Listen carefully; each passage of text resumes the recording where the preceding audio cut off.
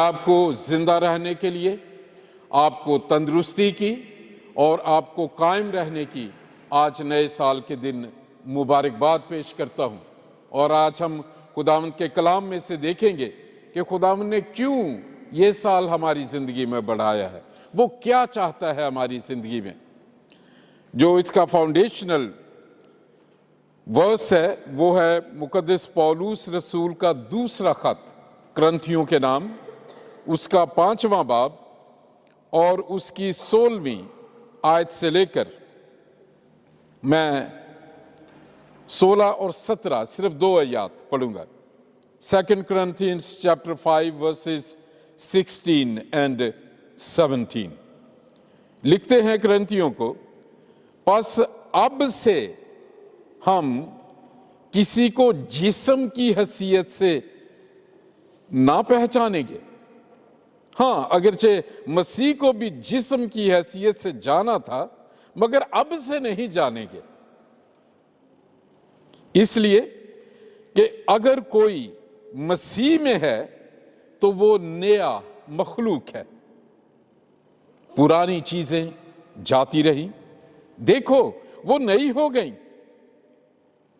खुदा का कलाम पढ़ा और सुना जाना बरकत का बायस। हमने 16वीं आयत में मुकद्दस पौलुस एक ऐसी बात कर रहे हैं जो ज्यादातर शायद हमारा उस पर ध्यान ना गया हो। वो यीशु मसीह के बारे में ये कहते हैं, बल्कि सबके बारे में कहते हैं, बस अब से हम किसी को जिस्म की हैसियत से ना पहचानेंगे। हाँ, अगरचे मसीह को भी जिस्म की हैसियत से जाना था, मगर अब से नहीं जानेंगे। What is he talking about? Yeshu Masih सलीब पे मसलूब हुआ, चरनी में हमने उनको जो है पूरा क्रिसमस हमने मनाया।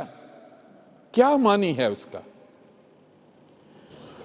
आप जो हैं, जो मैं हूं, हम रूह हैं, इस जिस्म में रहते हैं। जो नए साल में दाखिल नहीं हो गए उनके जिस्म कब्रिस्तानों में चले गए, लेकिन वो मरे नहीं हैं। और ये बड़ा खतरनाक है, यहां प्रॉब्लम है। मैं कभी कभी इससे घबरा जाता हूं कि जब मैं इस जिस्म से निकल जाऊंगा, there is no turning back, वापस उसमें घुस नहीं सकते, कलाम वहां काम नहीं करेगा, फिर तौबा की नौबत नहीं है, फिर किसी के मशवरा की नहीं है, फिर या तो भटकते हैं। यीशु मसीह ने कहा कि जब रूह जो निकलती है वो फिर भटकती है, सूखे मकामों में तलाश करती है कहां उसे सुकून मिले। That is too late. और ये आज क्रिसमस के न्यू ईयर के दिन और क्रिसमस पे भी ऐसे ही मैसेजेस थे। इंसान क्या है? स्पिरिट है, ओरिजिनल जो आदमी था वो सोल था, और जिस्म, ये 2 चीजें खुदा ने बनाई।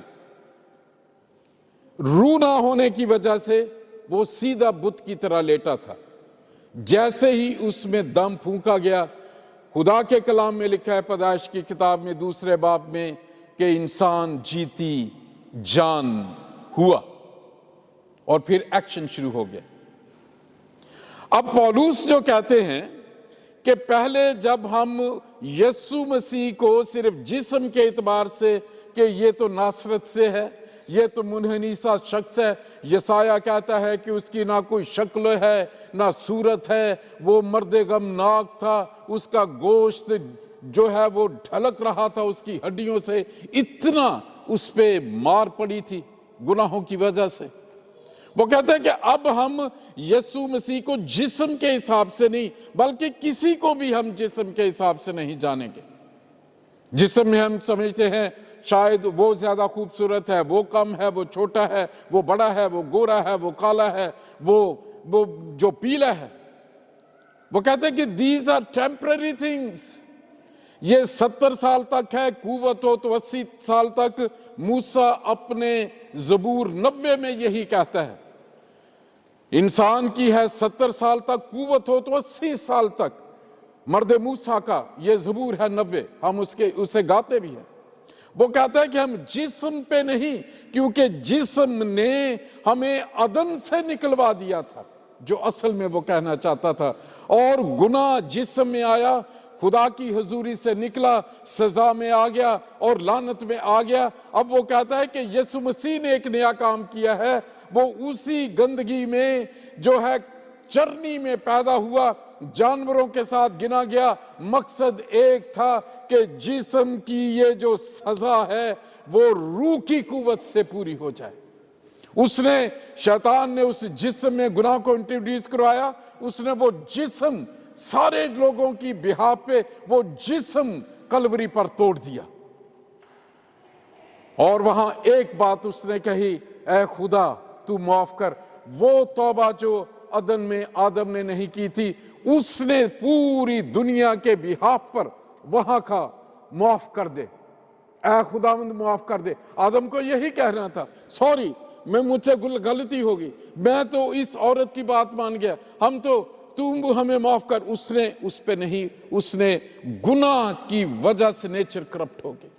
पौलुस इसकी बात करते, हम अपनी जिंदगी में खुदा को भी सिर्फ खास मकसद के लिए जो है वो इस्तेमाल करते हैं या पुकारते हैं। इस्तेमाल तो नहीं हो सकता, वो कादिर मुतलक है। हम अप्रोच सिर्फ उसको खास खास वक्तों में करते हैं। जब रात को फायर वर्क हो रहा था तो मैं देख रहा था क्या नया क्या है। वक्त भी वैसे ही चल रहा है, लोग भी वैसे ही हैं, शहर भी वैसे ही है। खुशी किस बात की है? फायर वर्क क्यों हो रहा है? क्या नया है? और मैं इस पे काफी गौर करता रहा। आज क्यों है? सोच में फर्क है। हम आदी हैं कल्चर के। क्रिसमस पे नए कपड़े पहनेंगे, उस दिन ये करेंगे, हम उस दिन सिर्फ ये करेंगे। हम नए साल में खुशी है, 2023 आ गया, रेजोल्यूशंस भी बनाते हैं। लेकिन मैंने 90% अपनी जिंदगी में भी और लोगों की जिंदगी में भी देखा है, जितनी करारदादें पास करते हैं उनमें से कभी किसी ने पूरी नहीं की। इबादत है, कल ड्यूटियां शुरू हो जाएंगी, परसों कल चलो छुट्टी है, परसों you will see the same routine.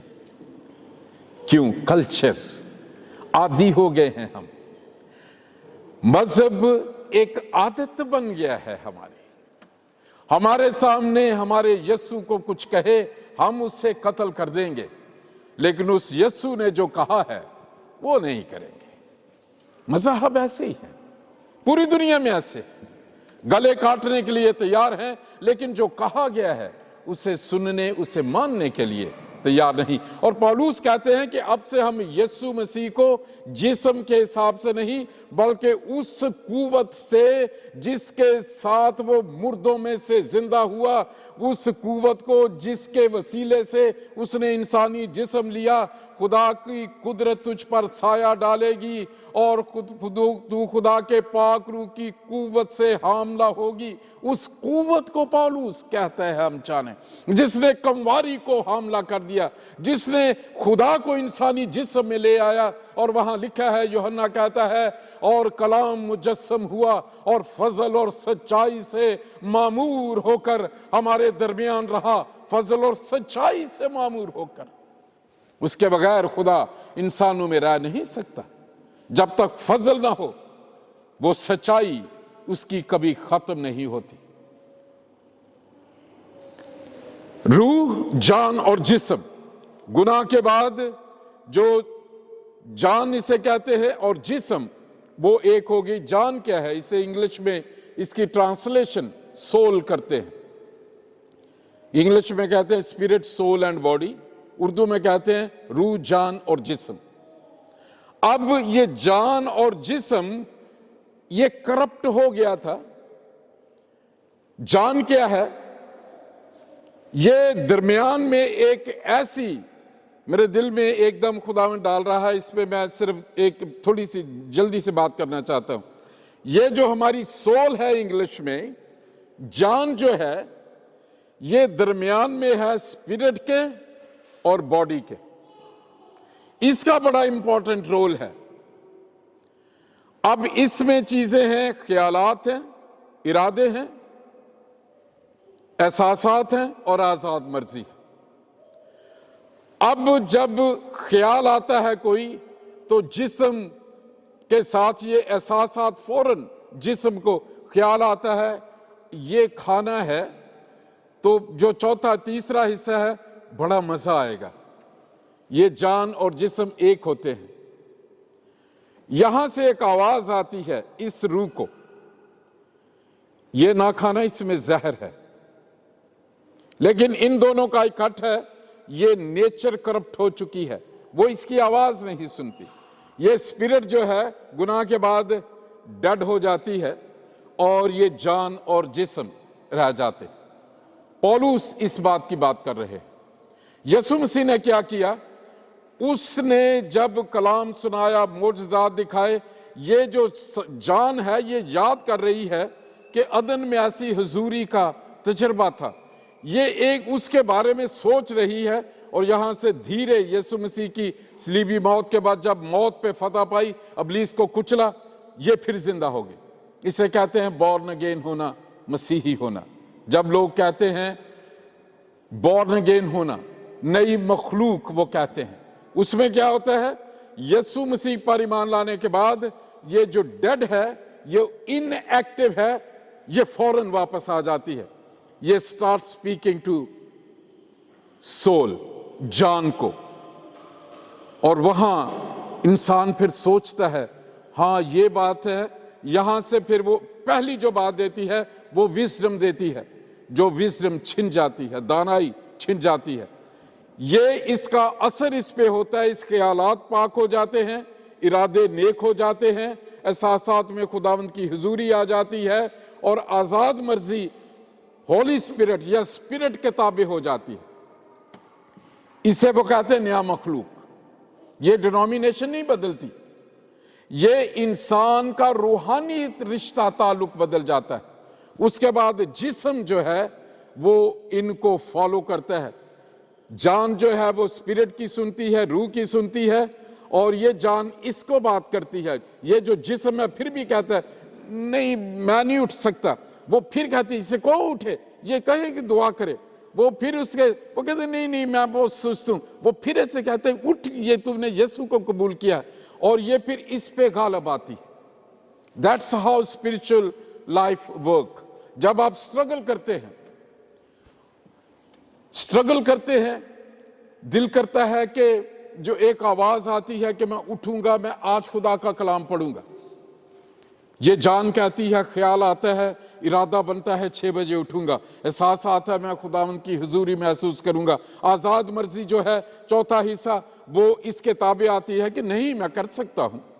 लेकिन यहां कमजोरी है। यीशु मसीह ने इस भेद की बात की। वो शागिर्दों के पास गए, उन्होंने कहा जागो और दुआ करो। 3 दफा आया, एक ही बात यीशु मसीह ने मांगी है पूरी, मुझे बाइबल में कुछ नहीं मांगा उसने शागिर्दों को जागो और दुआ करो। कलीसिया को भी कहा तुम्हारी कमरे बंदी रहें, तुम्हारे चिराग जलते रहें, जागते रहो और दुआ करो। अब जिस्म कमजोर है, यीशु मसीह ने कहा रूह तो मुस्तैद है, वो तो बार बार इस जान को कह रही है, लेकिन जिस्म खुदा यीशु मसीह ने कहा कमजोर है। फिर उसने कहा सोते रहो, अब जो होना है मुझे सिर्फ तुम्हारी दुआ की जरूरत थी। अब जब नए मखलूक हम होते हैं, वहां स्ट्रगल फिर सोल में आ जाती। 3-4 चीजों में हम स्ट्रगल करते हैं। इसलिए अब देखिए इब्राहिम है, खुदा ने उससे कहा तू कहां से निकला? कहां से? ऊर में से, इराक में है। अब बड़ा प्रॉब्लम है इब्राहिम के लिए, हमारी जिंदगियों में भी है। आपने याद है जब हमने फ्लाइट्स पकड़ी हैं, मैं जब पहली दफा मेरा इराक में, मैं टीन एज में था जब मेरी नॉमिनेशन हुई, मैं एक फ्रेंच कंपनी में, मुझे अभी तक याद है जब मेरी पहली फ्लाइट थी, मैं भी रो रहा था, मेरे घर वाले भी रो रहे थे। आपके साथ भी ऐसा हुआ होगा। क्यों? हमारी जो रूह है वो वहां रहना चाहती है। मेरा बाप है, मेरी माँ है, मेरे भाई हैं, मेरे दोस्त हैं, मेरा कल्चर है, मेरा सब कुछ वहां है, मेरा खमीर उस मिट्टी से उठा है। ऊर से कहां निकला? वहां उसका बाप है तारा, उनका बहुत बड़ा बिजनेस है। तारा का बिजनेस क्या था? वो बुत परस्ती, वो बुत तराशता था, मुख्तलिफ किस्म के बुत तराशता था। It was a booming industry में था वो। ये बड़े बड़े जो दौलतमंद खानदान था ये, उसके नातेदार, उसके एक एक चीज वहां पे है। खुदा ने कहा निकला। आज खुदा आपको कहता है पहले, आज पहले दिन निकला बुरी कंपनी से, बुरे नजरियात से, मायूसी से, गुनाह से, हर किस्म की वो चीज जो आपको खुदा से दूर लेके जाती है। खुदा आज आपको कहता है उससे निकला। अब जो जान है, मेरा सारा कुछ यहां है। लूत की बीवी का प्रॉब्लम यह था, फरिश्तों ने हाथ के पकड़ के निकाल दिया, उन्हें कहा निकल जा, निकल जा, कि जब तक लूत तू यहां खड़ा है हम इस शहर को तबाह नहीं कर सकते। आप इतने मुबारक लोग हैं, अगर आप खुदावंद के लोग हैं, आपकी वजह से नॉटिंगम में आफतें बची हुई जो रुकी हुई हैं, अगर आप खुदावंद को जानते हैं, आपके होने से आपके खानदान में बरकत है। अगर आप खुदावंद में हैं तो आपके होने से मुल्कों पर अजाब रुका हुआ है। फरिश्तों ने लूत को कहा, लूत जब तक तू यहां खड़ा है हम इस शहर को तबाह नहीं कर सकते, प्लीज गेट आउट, निकल जा जल्दी कर। वो वहां रुका था, वहां लिखा कि फरिश्तों ने उसका हाथ पकड़ा और उसे निकाल दिया।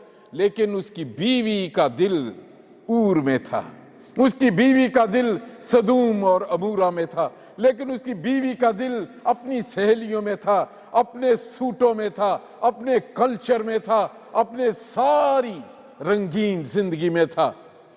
खुदा ने सिर्फ उससे सिर्फ यही कहा था, फरिश्ते ने मुड़ के ना देखना। खुदा आपसे हमसे कह रहा है निकल आओ और मुड़ के नहीं देखना। जब हम मुड़ के देखते हैं, ये जो जान है इस जिस्म को रोक लेती है और ये फिर जो है इंतजार करती है, तड़पती है स्पिरिट। वो कहते निकल जा, मुड़ के ना देखना, मुड़ के ना देखना। उसकी बेटियों ने मुड़ के नहीं देखा, लूत ने मुड़ के नहीं देखा, वो आगे चले गए। और वो आज तक जब हम जाते हैं इजराइल तो आप देखेंगे उस लूत की बीवी को। खुदा कहता है निकल आए। द फर्स्ट मैसेज टुडे, अपनी सिचुएशन से निकल आए आज। और सिर्फ खुदा ये नहीं कहता कि निकला तो छोड़ देगा, नो, उसने इब्राहिम को कहा कि मैं तुझे एक नया मुल्क दूंगा। आज जो कुछ जिन चीजों को आप छोड़ेंगे, यीशु मसीह को कबूल करने के बाद अपनी जिंदगी का रेजोल्यूशन बनाएंगे, वो वहां मौजूद होगा और फिर वो आपको लेके जाएगा और ये फिर इब्राहिम की जिंदगी में चले। खुदा ने इब्राहिम को ये नहीं कहा था लूत को लेके आ, लेकिन वो प्यार करता था अपने भतीजे को। उसने कहा चल तू भी आ जा और देखें लूत की वजह से सदूम अमूरा की तबाही हुई। बहुत दफा हम अपनी जिंदगी में ऐसे लोगों को, ऐसे नजरियात को, ऐसी चीजों को रखते हैं जो हमारी तरक्की में रुकावट होती है। उसमें नफरत हो सकती है, उसमें कई किस्म के नजरियात हो सकते हैं, उसमें मुख्तलिफ लोग हो सकते हैं जो आपको दूसरों को खिलाफ करने की बात करेंगे, जो आपको हसद की बात सिखाना चाहेंगे, जो आपके जो है वो शैतान की तरफ ले जाना चाहेंगे, आपको जिस्म के कामों की तरफ लेके जाएंगे। और खुदा जो वहां बरकतें लेके खड़ा हुआ है वहां वो इंतजार करता है। यहां लिखा है देखो पुरानी चीजें जाती रही, अब जब इब्राहिम निकला है तो चीजें बदल गई।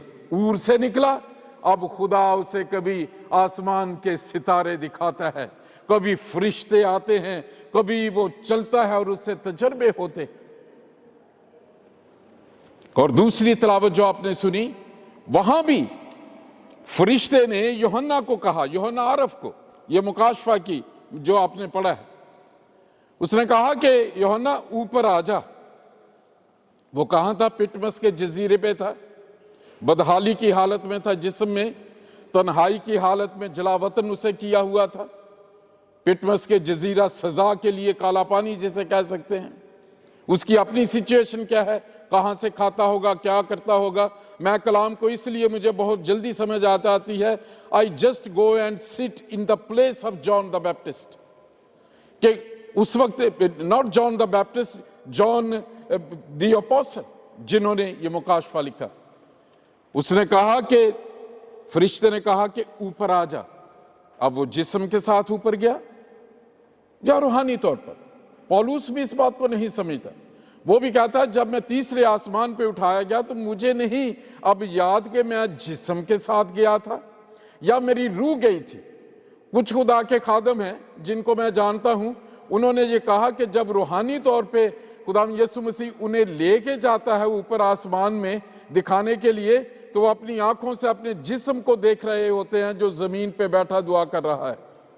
तो अब यूहन्ना आरिफ को एक क्राइटेरिया था। फरिश्ते ने कहा अगर तू आसमान की चीजों को देखना चाहता है, तू खुदा के तख्त को देखना चाहता है, 24 बुजुर्गों को देखना चाहता है, खुदा की कुदरत को देखना चाहता है, आसमान की बादशाही की लोकेशन को देखना चाहता है, तो तुझे जॉन ऊपर आना पड़ेगा। ये नीचे नहीं आएगा, ये तुम्हारी वजह से आएगा अगर तुम उस क्राइटेरिया पे आ जाओ। अगर आप समझते हैं कि हम जिस्मानी कामों में उसमें खुदावंद खुश है, आज दूसरा मैसेज जो है निकल आने के बाद वो ये है कि रूहानी तौर पर आप यीशु मसीह की कुव्वत को रूहानी तौर पे कैसे, कलाम को पढ़ने और पाक रूह के तजर्बे से। ये है दूसरा तरीका। जो कलीसिया जब मिलती थी दुआ करती थी, फरिश्ता खुदा को भेजना पड़ता था, पतरस आजाद हो जाता था। सारे कैदी सोए हुए हैं, पहरेदार सोए हुए हैं, पतरस चल रहा है। पौलुस को संसार करते हैं, वो फिर उठ के चलना शुरू कर जाता है। फिलिपस जो है वो अपना शहर में चल रहा है, पाक रूह से रप्चर करता है और वो हबशी खोजा के पास चलना चाहता है, चलना शुरू हो जाता है, बल्कि दौड़ना शुरू हो जाता है। ये कैसे हो सकता है? That is much needed in the present age of the church. कैसे होता है? सिर्फ यीशु मसीह के साथ वक्त निकाल के उसके गुजार के और पाक रूह के तजर्बे के बाद वो कुव्वत है। और लास्ट में जो मैसेज है यह है पुरानी चीजें जाती रही, देखो वो नहीं हो गई। यूहन्ना आरिफ ऊपर गया, उसने देखा जलाली तख्त है, बिलोर की तरह जो है वो फर्श है, फरिश्ते हैं और जो गा रहे हैं तमजीद तमजीद। नई देखी चीजें उसने वो आप पढ़ के देखें, वो यूहन्ना आरिफ पूछते ही रहता है ये सफेद जामों वाले कौन है, ये क्या मतलब है, ये भीड़ कौन सी आ गई है। और इब्राहिम के लिए भी नया तजर्बा है, मुसर बेटे के लिए भी एक ऐसा तजर्बा था। सूर हैं, फलियां हैं, गंदगी है। सूर जहां सवार है उनकी गंदगी में वो बैठा है, उनकी फलियां खाना चाहता है, उसके मालिक उसे वो भी नहीं देते। पुरानी चीजें मुश्किल में, बदहाली में, भूख में होश आया उससे, उसकी जिंदगी में नया साल आया। उसने कहा मेरे बाप के घर में तो बहुत से नौकर हैं और मैं यहां बैठा हूं। मुझे वो लफ्ज बहुत अच्छा लगता है। फिर उसने होश में आकर कहा मैं अपने बाप के पास वापस जाऊंगा। जैसे ही उसने कहा वो वहां से निकला, देखो वो चीजें नई हो गई। उसकी जो पीठ है उन सवार से, उस गंदगी से, उस बदबूदार ताफन भरे उस माहौल से सीन बदल गया उसका। और क्या किया उसने? दो चीजें की जो आज खुदा चाहता है। he confessed his sin and he repented from that.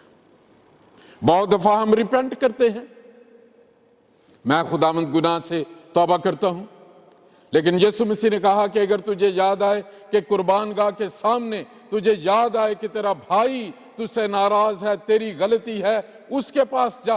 और यहां हम गलती करते हैं, हम अपने आप अकेले तौबा करके सेटिस्फाई हो जाते, but Jesus said go to him, the reason the tell. अब ये मुसरफ बेटा भी अपने बाप के पास गया, उसका गुनाह किया था, उसके पैसों का सत्यानाश किया, उसकी इज्जत का तमाशा बनवाया, उस घराने के दिलों को तोड़ा।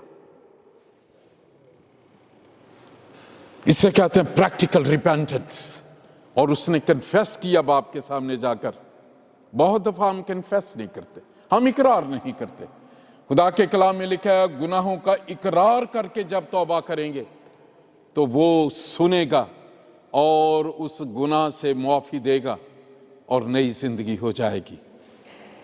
मुसरफ बेटे की जिंदगी में पुरानी चीजें जाती रहीं और जब बाप के सामने आया उसने सब नया ही कर दिया। उसने उसे बोलने भी नहीं दिया। खुदा के उसने वहां लिखा कि दौड़कर उसने उसे गले लगा लिया। वही जो कुछ देर पहले स्वार की गंदगी में बैठा था, फली भी नहीं खा सकता था, जाते ही उसे अंगूठी पहनाई गई, पोशाक पहनाई गई, उसके लिए ज़ियाफत की गई। ऐसा है मसीही होने का मंजर, ऐसा है नया साल का तजर्बा। आइए अपनी आंखें बंद करें।